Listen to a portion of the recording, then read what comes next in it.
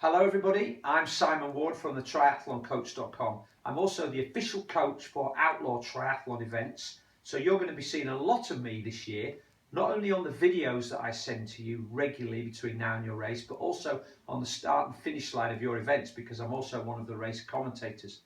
Anyway, I get asked a lot of questions about training for triathlon, and today I want to cover one of those questions, and it's here behind me on the board. Nutrition. Day-to-day or race day, what's the most important? Well, there's the line there. There are many days of training between now and your race, and there are just one race day. So if you want to get to the race in good shape, and that means getting to the start line, then you need to stay healthy and injury-free. And nutrition and your day-to-day nutrition plays a big part in this. So that's why I think it's most important.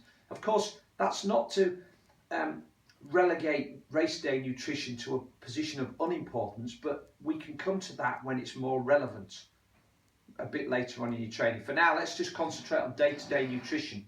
So, some little things that you can do. Cook your own food. Remember that you're eating food, not nutrients. Nutrients are what make up food. You need carbohydrates and protein and fats, and you need vitamins and minerals, but they make plates of food. And Jamie Oliver, who you may not like, but who promotes a very good lesson in that if you buy fresh food and cook it yourself, you won't go far wrong. Just like your mum or your grandma used to do. So cook your own food.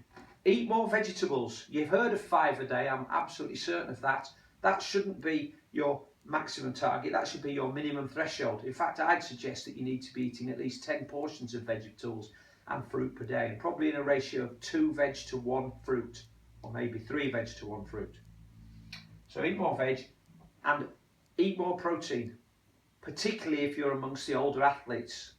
I'm 52 and I've upped my protein intake in the last couple of years. And if you're over the age of 40 to 45, you should probably be doing the same. Aiming for 1.5 to 2 grams per kilogram of body weight. So if you weigh 70 kilos, that's somewhere between 120 and 140 grams per day, or about the size of 4 chicken breasts. So those are your 4 main rules. Now, I did mention in those macronutrients carbohydrates, and I know a lot of people think that carbs are the enemy. They're not. You need carbohydrates to help you refuel after your training. You need carbohydrates to help power you through those high intensity sessions. And you also need carbs to help protect your immune system.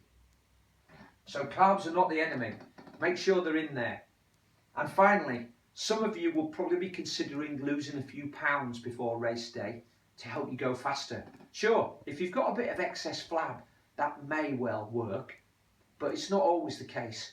And one of the things that you don't want to be doing when you're training hard is sort of restricting your calorie intake at a time when you need to replace stuff that you're burning and do all of those tasks that I mentioned before. So, increasing the training, just cut out useless carbs. Stop eating so much chocolate. Stop having cakes on your Sunday ride. Stop eating and drink, or stop drinking beer or wine at the end of the day if you really want to make a change. That will help get rid of some of the useless calories. That will help you to drop a little bit of weight. But don't be thinking that being lighter necessarily means going faster. Okay, that's the end of today's little lesson. As I said, I will be back with more. Stay tuned and happy training.